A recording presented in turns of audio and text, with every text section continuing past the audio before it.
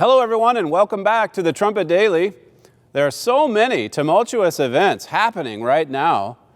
You've probably observed several of these things on the news already, but it's crucial that we underline them with the significance that they have for the future. These events might seem unrelated at first: a deadly hostage crisis in Sydney, ideological violence in Pakistan and Iraq, protest marches in Germany, and a government report out of Washington, D.C. There's one thing that unites all of these events together, and that is radical Islam.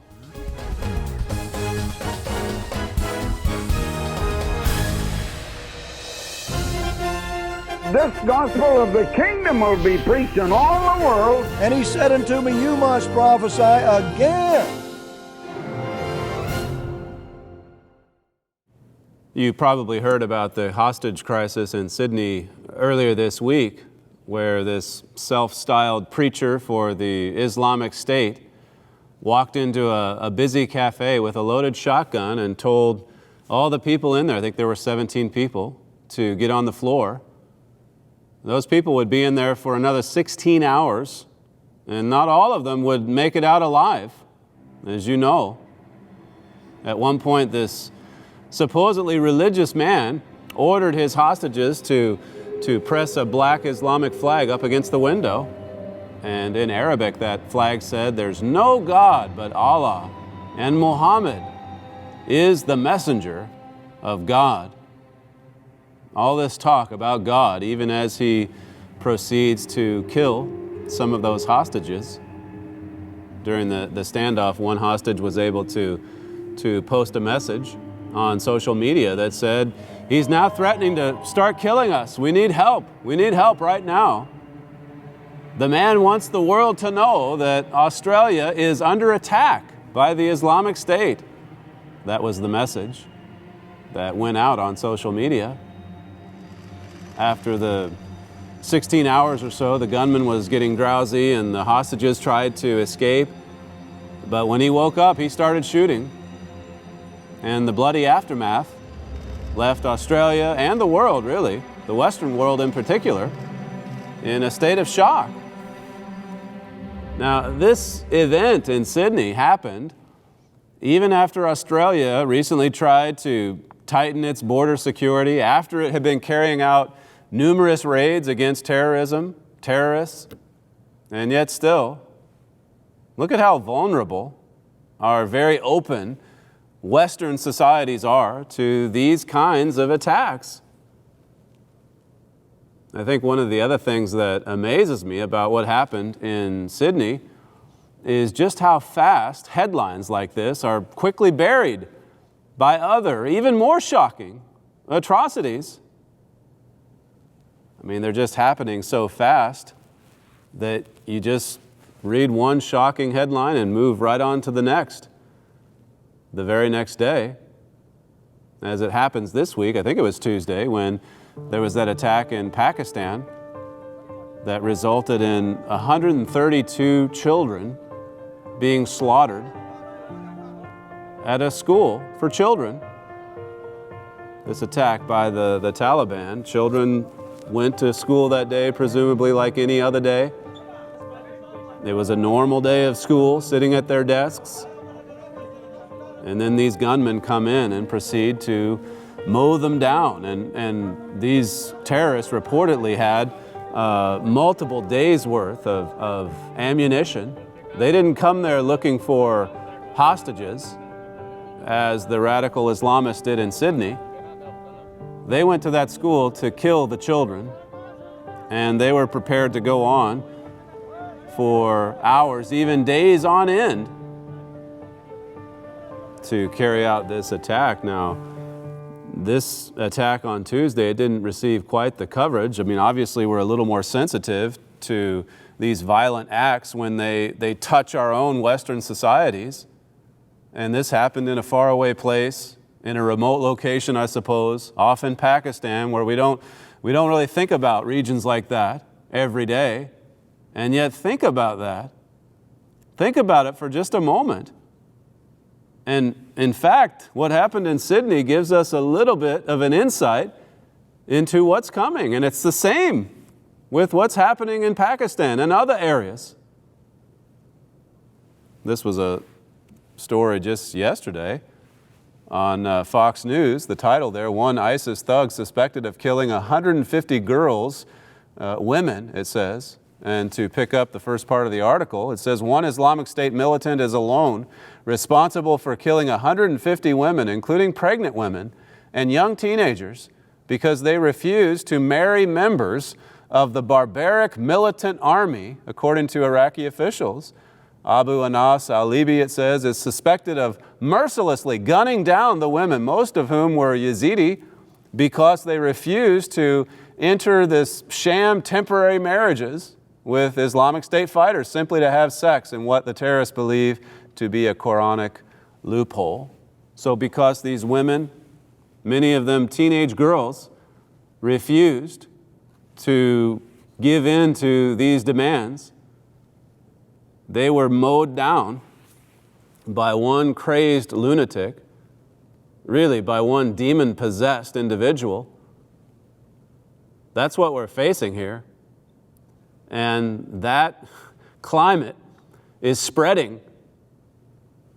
You talk about a climate change. I mean, this world is off the rails, and it's getting worse. Let's look at 2 Timothy 3 here in 2 Timothy, where Paul talks about the way it would be in the latter days. And it's important to take a look at this world. Okay, Sydney catches more headlines, but think about the world at large. Some of the atrocities that are happening in Africa, in the Middle East, in Pakistan, Iraq, and Syria as well. All of these regions. There's a lot of people in the Western world who believe that this world is God's world. It's obviously not. We've covered that before on this program many times with scriptures like Revelation 12:9.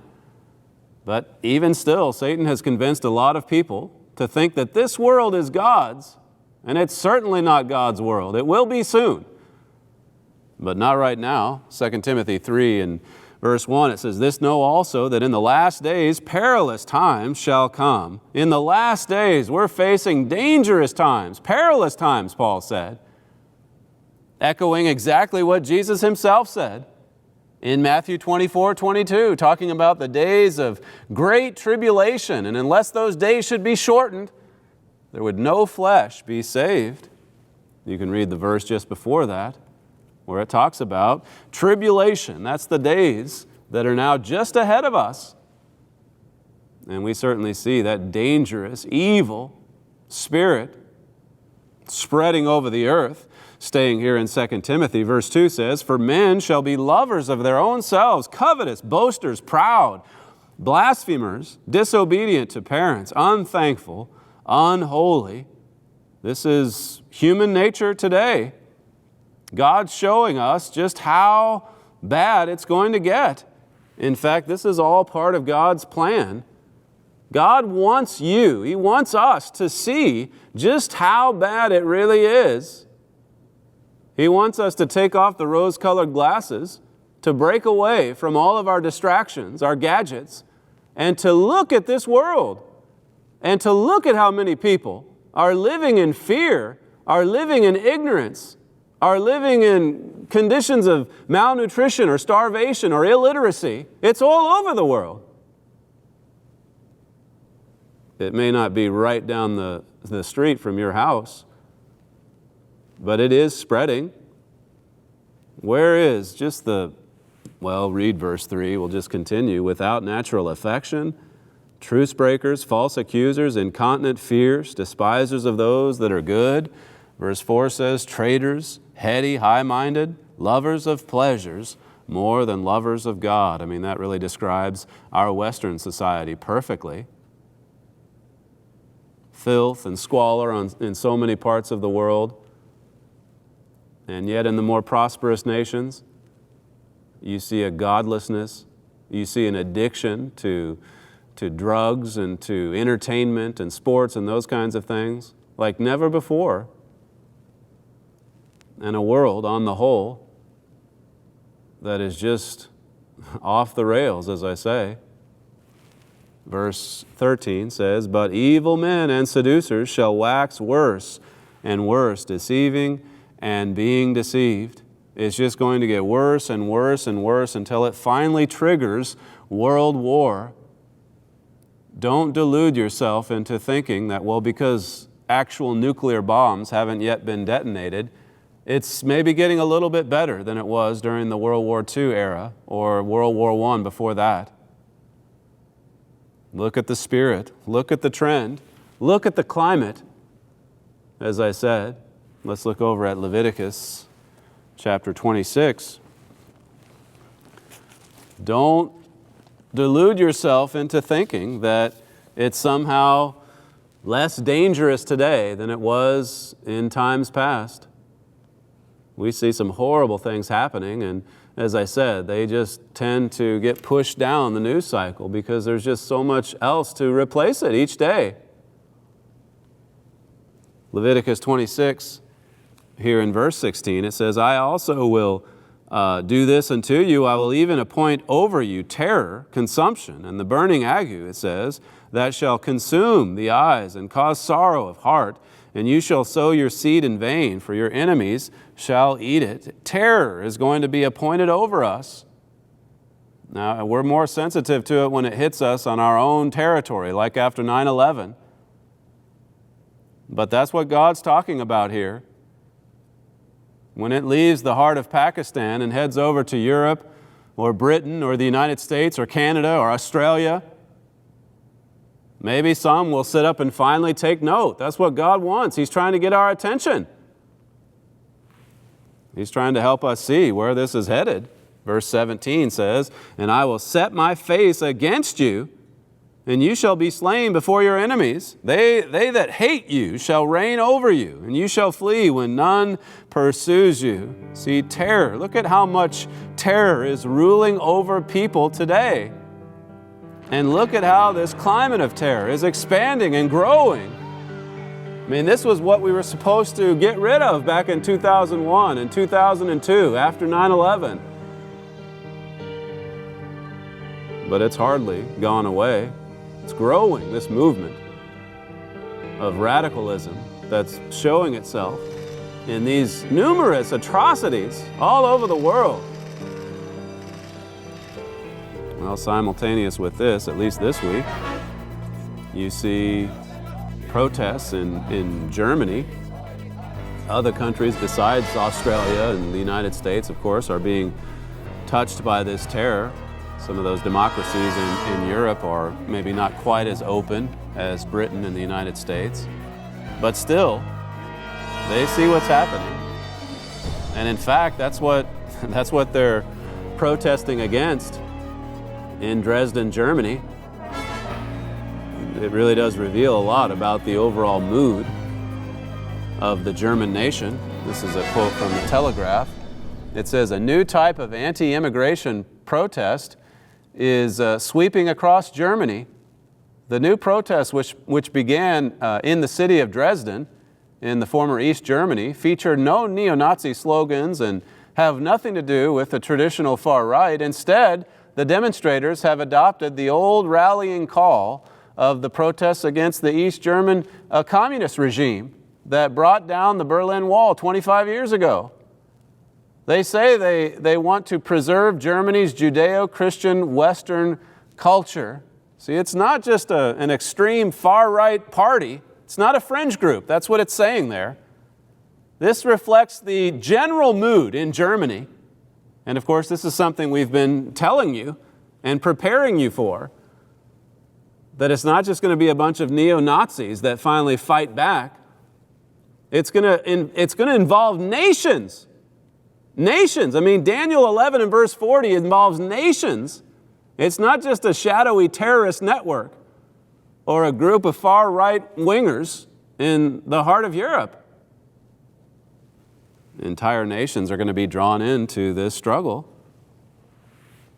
It's interesting, just as an aside here, when you see the kinds of things that they're protesting in Dresden as compared to the sorts of things you see people protesting about here in America, protesting against our own government or against the police force or against someone or some company that does something that's politically incorrect.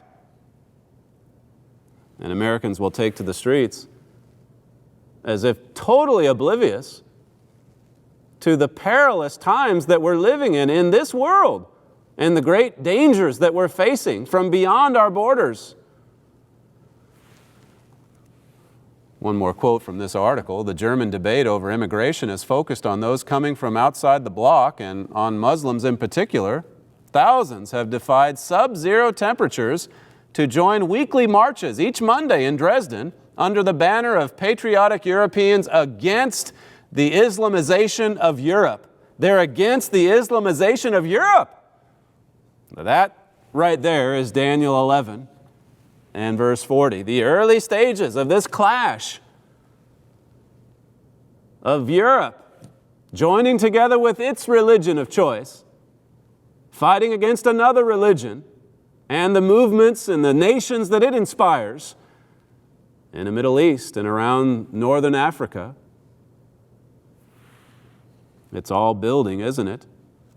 I'll leave it to you to study Daniel 11, verse 40. Actually, we go into it at length in the King of the South booklet, which we'll talk about just right at the end of the program. But before we conclude, I just want to remind you of what happened last week here in America, coming out of Washington, D.C., as I said there at the top. The Democrats who released this report about all of these interrogation practices that happened after 9/11, really aiming a lot of its criticism at the Bush administration.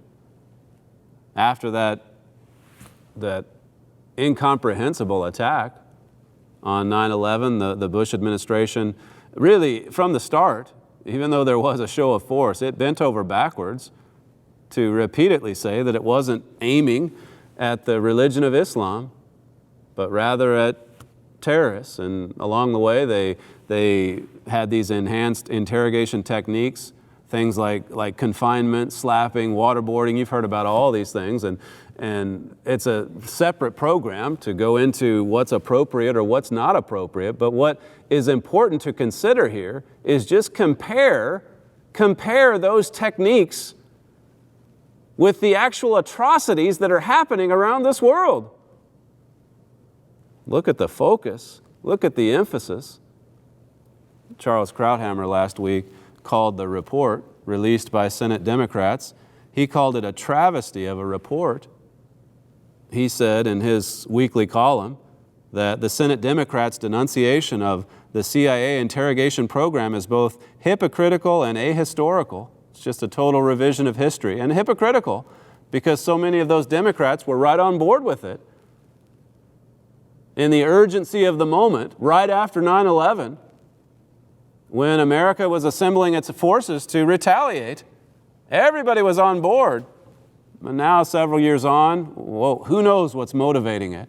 Maybe to try to appease Islam, maybe to take another shot at the Bush administration. Whatever the reason, though, just make a simple comparison and compare those techniques, which in some cases maybe went too far. It's hard to say.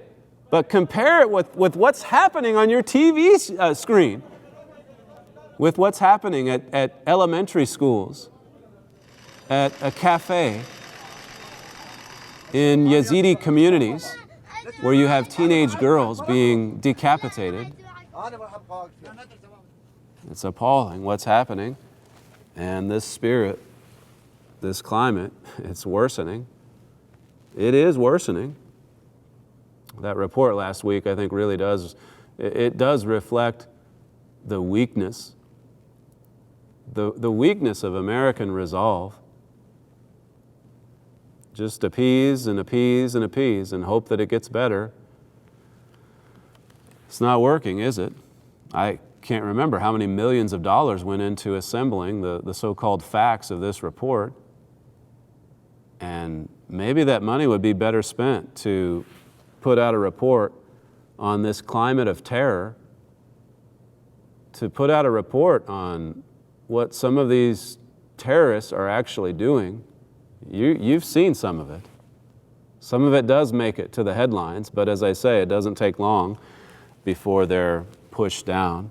In 2003, this is quite a while ago, we posted an article, Is Islam a Threat? And we take a look at some of the very themes that we've talked about on today's program. Of course, being a 10-year-old article, some of the events discussed in it are a little bit dated. But go to the website, thetrumpet.com, and look for, Is Islam a Threat? Also, let me just direct you to the King of the South, as I mentioned earlier. Here again, when you talk about being out ahead of the curve, that booklet originally was written in 1994. It's 20 years old, and we were talking about the rise of Islam, Iran in particular, together with other nations, before people were even thinking anything or focusing any attention on Iran and radical Islam. This little booklet really does pinpoint the unifying force behind this group of nations that is, as the Bible defines it to be, the King of the South. Make sure that you get your own copy. You can see the 800 number there on your screen. If you'd like to call our operators and get a free copy, a hard copy, we'll send it out to you today.